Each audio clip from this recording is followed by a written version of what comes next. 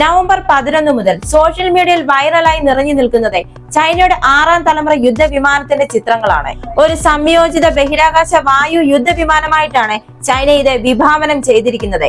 സൂപ്പർസോണിക്കായി പറക്കാനും ഭൂമിയുടെ അന്തരീക്ഷം ഭേദിച്ച് ബഹിരാകാശത്ത് പ്രവർത്തിക്കാനും ഇതിന് കഴിയും. ബെയ്ഡി അല്ലെങ്കിൽ വൈറ്റ് എംപറർ എന്ന് പേരിട്ട് വിളിക്കുന്ന അത്യാധുനിക വിമാനമാണ് ചൈനയുടെ 6ാം തലമുറ യുദ്ധവിമാനമാണിത്. നവംബർ 12 ചൈനയിൽ ആരംഭിച്ച സുഹായ് ഏഷ്യ 2024 ഹൈലൈറ്റ് ആയി മാറിയിരിക്കുകയാണ് ചൈനയുടെ ഈ 6ാം തലമുറ യുദ്ധവിമാനം.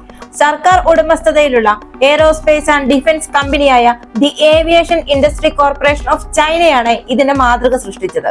ഈ വിമാനത്തിന്റെ സ്പെസിഫിക്കേഷനുകൾ ഏറെക്കുറെ മറച്ചു വെച്ചിരിക്കുകയാണ്.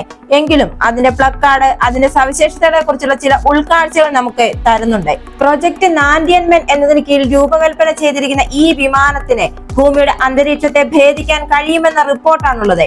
ഇത് ബഹിരാകാശത്ത് പ്രവർത്തിക്കാൻ സാധ്യതയുണ്ട്. സ്റ്റെൽത്ത് ഫോക്കസ്ഡ് എയറോഡൈനാമിക് ലൈനുകളും ആന്തരിക മിസൈൽ ബേസുകളും ഇതിൽ ഫീച്ചർ ചെയ്യുന്നു. വൈദ്യുതിയുടെ ആന്തരിക ആയുധ ബേ കനത്ത വായുനിരത്തിലേക്കുള്ള യുദ്ധോപകരണങ്ങൾ ഉൾക്കൊള്ളുന്നതിനായി വികസിപ്പിച്ചിരിക്കുകയാണ്. ഇത് ഒന്നിൽ കൂടുതൽ യുദ്ധ സാഹചര്യങ്ങളിൽ പ്രവർത്തിക്കാൻ കഴിവുള്ള ഇതിന്റെ പങ്കിനെയാണ് സൂചിപ്പിക്കുന്നത്. അതുപോലെ തന്നെ ഇതിന്റെ ഏവിയോണിക്സ് അതിനൂതനമായ സാങ്കേതിക വിദ്യയാണ് ഇതിൽ നവീകരിച്ചിരിക്കുന്നത്. ഇതിന്റെ കൂർത്ത വൃത്താകൃതിയിലുള്ള മുൻവശം കുറഞ്ഞ പ്രക്ഷുബ്ധതയോടെ വായുവിലൂടെ മുറിക്കാൻ സൂക്ഷ്മമായി രൂപകൽപ്പന ചെയ്തിരിക്കുകയാണ്. അതുപോലെ തന്നെ ഇതിന്റെ ഡെൽറ്റ ആകൃതിയിലുള്ള ഡിസൈൻ അത് വേഗതയ്ക്കായി നിർമ്മിച്ചതാണ് എന്നാണ് സൂചന. ഈ വൈദ്യുതിയുടെ രൂപകൽപ്പനയിലെ ഏറ്റവും ശ്രദ്ധേയമായ വശങ്ങളിലൊന്നാണ് അതിന്റെ കോക്പിറ്റ്. ചൈനീസ് കമ്മ്യൂണിസ്റ്റ് പാർട്ടിയുമായി അഫിലിയേറ്റ് ചെയ്തിട്ടുള്ള ഗ്ലോബൽ ടൈംസ് എന്ന പ്രസിദ്ധീകരണത്തിന് ഏഷ്യയുടെ ഔദ്യോഗിക ഉദ്ഘാടനത്തിന് മുമ്പ് പ്രോട്ടോടൈപ്പിലേക്ക് പ്രവേശനം ലഭിച്ചതായി ഹോങ്കോങ് ആസ്ഥാനമുള്ള CMB റിപ്പോർട്ട് ചെയ്തു.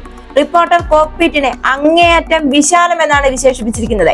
അതുപോലെ തന്നെ അതിന്റെ ഫ്യൂച്ചറിസ്റ്റിക് കാനോപ്പിയും വളരെയധികം ശ്രദ്ധേയമാണ്. ഒരു വിമാനത്തിന്റെ മുകളിലുള്ള സുതാര്യമായ ചുറ്റുപാടിനെയാണ് കാനോപ്പി എന്ന് പറയുന്നത്. ഇത് പൈലറ്റിനും ക്രൂവിനും വിശാലമായ അന്തരീക്ഷവും വിശാലമായ കാഴ്ചയും കാണാൻ സാധിക്കുന്നു. എന്നാൽ ചില സൈനിക നിരീക്ഷകർ പറയുന്നത് ഈ പുതിയ വിമാനം ഒരു മോക്കപ്പ് മാത്രമാണ്. യഥാർത്ഥ വിമാനം യഥാർത്ഥത്തിൽ എങ്ങനെയായിരിക്കുമെന്ന് വ്യക്തമായ ഒരു ധാരണയുമില്ല. ഇത് ഔദ്യോഗികമായി സ്ഥിരീകരിച്ചിട്ടില്ല എങ്കിലും ഭാവിയിലെ PLAF മോഡലുകൾക്ക് ഈ വിമാനം ഒരു പ്രോട്ടോടൈപ്പ് ആയിരിക്കുമെന്നാണ്. അതായത് ഈ വൈദ്യുതി എന്ന് പറയുന്നത് ഒരു ആവേശകരമായ ആശയം മാത്രമാണ്. അതിന്റെ യഥാർത്ഥ കഴിവുകളും ഭാവി വികസനവും ഇപ്പോഴും അനിശ്ചിതത്വത്തിലാണ്. എയ്റോസ്പേസ് സാങ്കേതിക വിദ്യയിലും സൈനിക നവീകരണത്തിലും ഒരു ആഗോള നേതാവായി സ്വയം സ്ഥാപിക്കാനുള്ള ചൈനയുടെ നിരന്തരമായ ശ്രമങ്ങളുടെ ഒരു ചുവടുവയ്പ് മാത്രമാണ് വൈദ്യുതി. ഇപ്പോൾ 6ാം തലമുറ വിമാനം വികസിപ്പിക്കാനുള്ള മത്സരം ഒരു ചൂടൻ രീതിയിൽ എത്തിയിരിക്കുകയാണ്. വ്യോമയാന സാങ്കേതിക വിദ്യയുടെ ഈ പുതിയ യുഗത്തിൽ ആധിപത്യം സ്ഥാപിക്കാൻ നിരവധി രാജ്യങ്ങളാണ് മത്സരിക്കുന്നത്. ചൈന അതിന്റെ 6ാം തലമുറ വിമാനത്തിന്റെ മോക്കപ്പായി തോന്നുന്നത് പ്രദർശിപ്പിച്ചിട്ടുണ്ട് എങ്കിലും യുണൈറ്റഡ് സ്റ്റേറ്റ്സ് നിലവിൽ ഈ മത്സരത്തിൽ മുന്നിലാണ്. പ്രത്യേകിച്ച് B-21 റൈഡറിന്റെ വികസനത്തിൽ. ആദ്യത്തെ പ്രവർത്തനക്ഷമമായ 6ാം തലമുറ വിമാനമായി കണക്കാക്കപ്പെടുന്ന B-21 റൈഡർ 2011 മുതൽ വികസിപ്പിച്ചുകൊണ്ടിരിക്കുന്ന ഒരു അത്യാധുനിക ബോംബറാണ്. പദ്ധതിക്കായി 2015 US പ്രധാന വികസന കരാറുകൾ നൽകി.